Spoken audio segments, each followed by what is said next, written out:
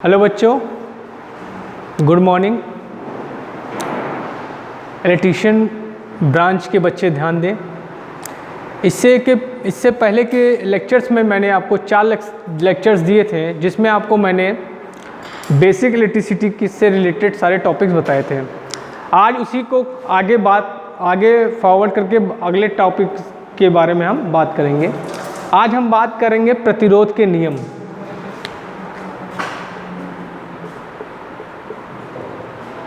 प्रतिरोध के नियम। आज हम बात करेंगे प्रतिरोध के नियम, मतलब किसी भी चालक में प्रतिरोध की क्या डिपेंडेंसी होती है, किस तरह वो बढ़ता है, किस तरह घटता है, इसके बारे में हम बात करेंगे। तो प्रतिरोध के नियम, जो किसी भी चालक होता है, कोई भी चालक होता है, उसका प्रतिरोध जो होता है वो कुछ पॉइंट्स पे डिपेंड करता है। पहला पॉइंट है आपका मटेरियल पे।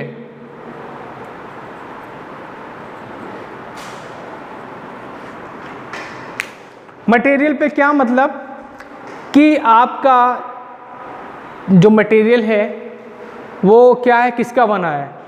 आपका मटेरियल कंडक्टर का बना है, इंसुलेटर का बना है, किस तरह का है उस पर डिपेंड करेगा।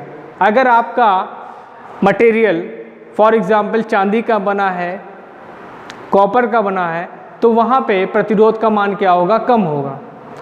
और अगर मटेरियल आपका इंसुलेटेड है, विद्युत रोधी है, तो वहाँ पे प्रतिरोध का मान क्या होगा, ज़्यादा होगा। नंबर 2 पॉइंट तापमान पे, टेम्परेचर पर, कि जो पदार्थ होता है उसका जो रेजिस्टेंस होता है वो तापमान पर भी निर्भर करता है। अगर हम कंडक्टर की बात करेंगे तो अगर हम कंडक्टर को टेम्परेचर देंगे तो उसका प्रतिरोध क्या होगा, बढ़ जाएगा, और उसका कंडक्टेंस जो होगा कम हो जाएगा। ये होता है कंडक्टर के केस में। और इंसुलेटर के केस में क्या होता है, जस्ट इसका अपोजिट हो जाता है। मतलब अगर हम इंसुलेटर को टेम्परेचर देंगे तो उसका कंडक्टेंस बढ़ जाएगा, उसका कंडक्टेंस बढ़ जाएगा, और उसका रेजिस्टेंस क्या होगा, कम हो जाएगा। इट मीन्स अगर हम कंडक्टर की बात करेंगे, कंडक्टर को अगर हम टेम्परेचर देंगे तो उसका रेजिस्टेंस क्या होगा, बढ़ जाएगा, और कंडक्टेंस जो होगा इसका घट जाएगा। और अगर हम इंसुलेटर की बात करेंगे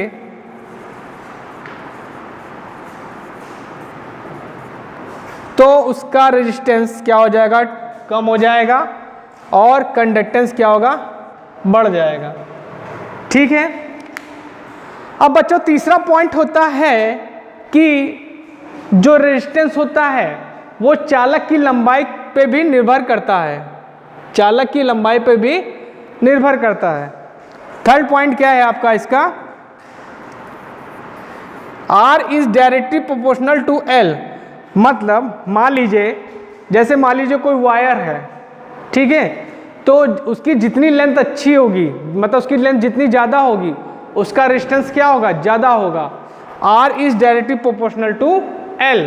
इस इक्वेशन को हम मान लेंगे, इसको मान लेंगे हम क्या, फर्स्ट इक्वेशन। नंबर 2, इसके बाद जो फोर्थ पॉइंट है कि जो चालक का रेजिस्टेंस होगा, चालक का जो रेजिस्टेंस होगा वो क्या होगा, चालक के क्रॉस सेक्शन एरिया के इन्वर्सली प्रोपोर्शनल होगा। मतलब हम कह सकते हैं R is inversely proportional to A। मतलब कि जो R की वैल्यू होगी A के इन्वर्सली प्रोपोर्शनल होगी। मतलब अगर चालक का क्रॉस सेक्शन एरिया ज़्यादा होगा तो उसका रेजिस्टेंस क्या होगा, कम होगा। इसको हम मान लेते हैं इक्वेशन सेकेंड। अब from equation first and second हम इसको लिख सकते हैं R is directly proportional L by A। ठीक है। अब बच्चों कांस्टेंट को जब भी हटाते हैं, डायरेक्टली प्रोपोर्शनल को हटाते हैं तो एक कांस्टेंट रख देते हैं। तो यहाँ पे एक कांस्टेंट हम रख देते हैं जिसको बोलते हैं रो L बाई ए।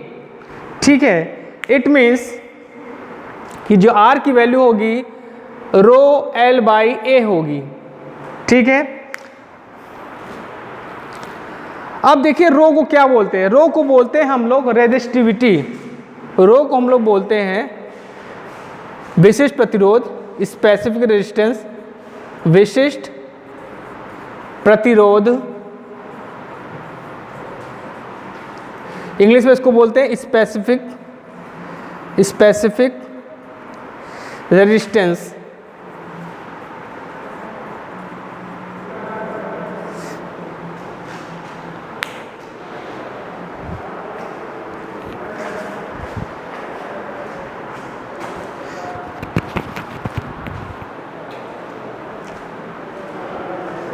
और इसको स्पेसिफिक रेजिस्टेंस भी बोलते हैं और इसको रेजिस्टिविटी भी बोलते हैं। क्या बोलते हैं? दूसरा नाम इसका क्या है? रेजिस्टिविटी।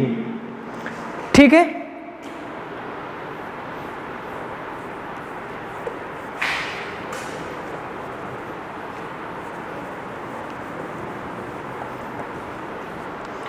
तो हमने क्या बताया? R is directly proportional to rho L by A. ठीक है, अगर हम इसको कर दें rho is equal to R A by L हो जाएगा। ठीक है, तो अगर हम इसकी यूनिट निकालें तो ये होगा आपका ओम हो गया और इसकी क्या हो गई? Metre square upon metre. तो इसकी यूनिट हो जाएगी ओम मीटर। इसकी यूनिट क्या आ जाएगी? ओम मीटर। ठीक है, अब इसके बाद बच्चों हम बात करेंगे कंडक्टेंस की। कंडक्टेंस मतलब चालकता क्या होती है? चालकता।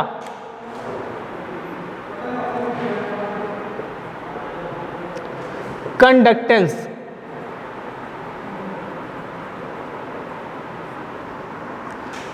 चालकता।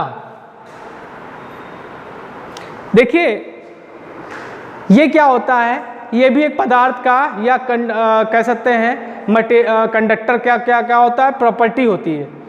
मतलब ये ऐसी प्रॉपर्टी होती है जिसके कारण किसी भी चालक में धारा आसानी से प्रवाहित हो जाएगी। ठीक है, और ये क्या होता है? रेजिस्टेंस का क्या होता है? उल्टा होती है। इट मीन्स हम कह सकते हैं कि चालक का वह गुण जिसके कारण उसमें धारा आसानी से प्रवाहित हो जाती है वो क्या कहलाता है? कंडक्टेंस कहलाता है या चालकता कहलाता है। इसको हम लोग रिप्रेजेंट करते हैं कैपिटल G से। इसको रिप्रेजेंट करते हैं हम लोग कैपिटल G से और इसकी यूनिट होती है, दो इसकी यूनिट होती है, एक साइमेन होती है और एक होती है और महो। क्या होती है? महो। अब बच्चों आपके दिमाग में आएगा महो कहाँ से आया? बच्चों आपके दिमाग में आएगा महो कहाँ से आया? जैसा कि मैंने बताया कि ये रेजिस्टेंस का अपोजिट होता है। It means G equal to 1/R हो गया और R 1 ओम हो गया है, तो इसको हम लोग बोल देते हैं महो। ठीक है, यहां से आपका महो आ गया। ठीक है, अब इसके बाद हम बात करेंगे बच्चों कि प्रतिरोधों का संयोजन। क्या बात करेंगे? प्रतिरोधों का संयोजन। तो प्रतिरोधों का संयोजन बच्चों दो प्रकार का होता है, एक सीरीज में होता है, एक पैरेलल में होता है। सीरीज में एक होता है, एक पैरेलल में होता है। Connection of resistance, connection of resistance.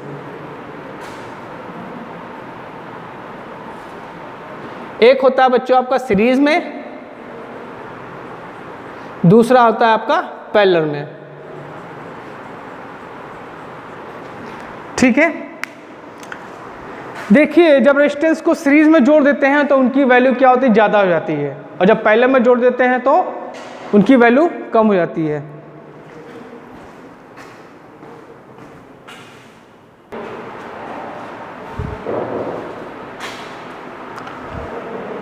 दो प्रकार के कनेक्शन होते हैं बच्चों। चलिए हम पहले सीरीज कनेक्शन के बारे में बात करेंगे।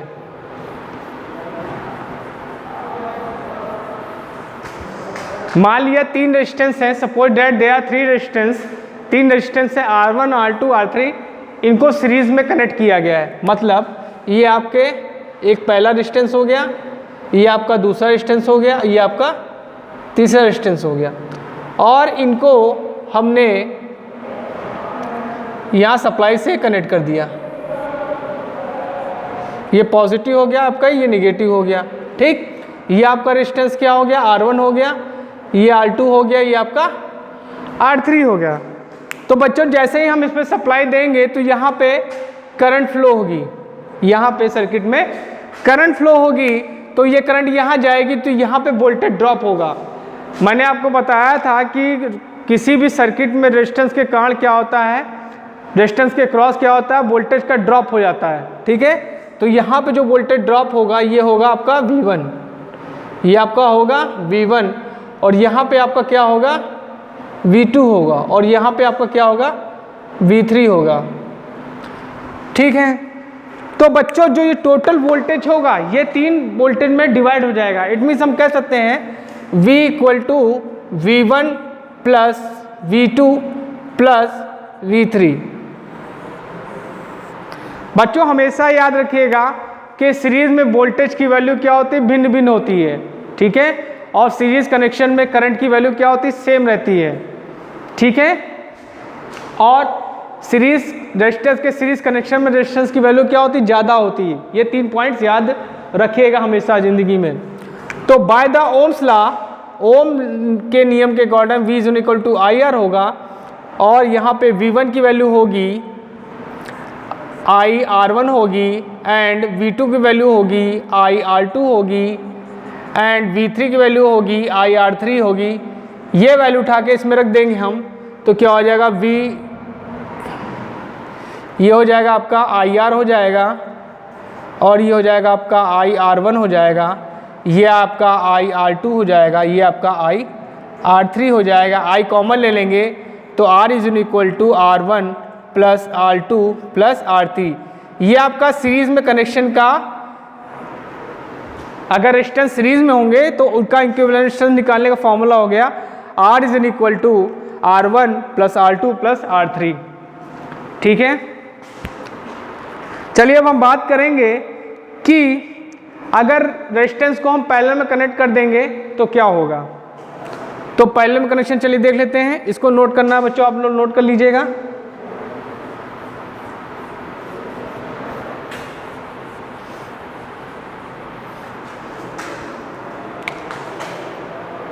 पैरेलल कनेक्शन,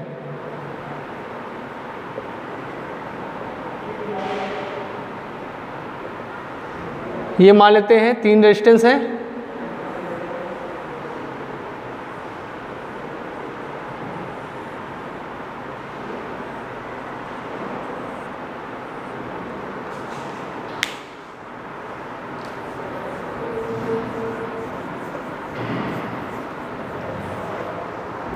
ये आपका क्या हो गया R1 हो गया, ये आपका R2 हो गया, ये आपका R3 होगा। इसको हमने सप्लाई दे दी V, ये पॉजिटिव ये निगेटिव। ठीक, अब देखिए बच्चों हमेशा याद रखिएगा कि पैरेलल कनेक्शन में वोल्टेज की वैल्यू सेम रहती है और करंट की वैल्यू क्या होती है, डिफर होती है। मतलब यहाँ पे करंट आएगी तो यहाँ तीन ब्रांच में डिवाइड हो जाएगी। ये आपकी हो जाएगी I1 I2, ये I3 हो जाएगी। ठीक, और यहाँ पे भी क्या हो जाएगी आपकी I1 हो जाएगी, ये I2 हो जाएगी आपकी, और ये I3 हो जाएगी। फिर ये सब ऐड हो जाएंगे और ये आपकी I हो जाएगी। तो मैंने आपको क्या बताया कि पैरेलल कनेक्शन, रेजिस्टेंस के पैरेलल कनेक्शन में करंट की वैल्यू क्या होती है, भिन्न भिन्न होती है। इट मीन्स हम कह सकते हैं जो टोटल करंट होगी वो होगी आपकी I1 plus I2 plus I3 हो जाएगी, और by the Ohm's law V is equal to IR, तो I इक्वल टू हो जाएगा V बाई R। ठीक है बच्चों, तो यहाँ पर I1 की वैल्यू हो जाएगी V बाई R1 हो जाएगी, और I2 की वैल्यू हो जाएगी आपकी V बाई R2 हो जाएगी बच्चों, और I3 की वैल्यू हो जाएगी आपको V बाई R3 हो जाएगी। ठीक है, यहाँ पे बेटा R2 होगा, मैंने गलती से लिख दिया। अब ये वैल्यू बच्चों उठा के सब इसमें रख देंगे, तो ये हो जाएगा V upon R is in equal to V upon R1 plus V upon R2 plus V upon R3। तो आप इसको सिंप्लीफाई करेंगे बच्चों, ठीक है, तो इसको सिंप्लीफाई करने वाला हम यहाँ पे लिख देते हैं। तो ये हो जाएगा आपका V कैंसिल हो जाएगा कॉमन होके, तो आपका फॉर्मूला आ जाएगा 1/r is equal to 1/r1 plus 1/r2 plus 1/r3। अगर बच्चों दो रेजिस्टेंस पैरेलल में है तो उनका फॉर्मूला क्या होगा, देख लीजिए आप लोग। तो उनका टोटल रेजिस्टेंस का फॉर्मूला होगा RT equal to R1 into R2 upon R1 plus R2। तो बच्चों आज मैंने आपको क्या बताया, रेजिस्टेंस के बारे में बताया, लॉ ऑफ रेजिस्टेंस बताया, कंडक्टेंस बताया और रेजिस्टेंस का कनेक्शन बताया। इनको बच्चों बड़े ध्यान से समझिएगा, ठीक है, बहुत इंपॉर्टेंट है आपके लिए, ठीक है। और प्लीज़ अगर आपको मेरे द्वारा पढ़ाया गया समझ में आता है तो प्लीज़ मेरे चैनल को लाइक, सब्सक्राइब एंड शेयर जरूर करिएगा, जिससे मैं आपको आपके लिए और अच्छे अच्छे वीडियो बना सकूं। Thank you.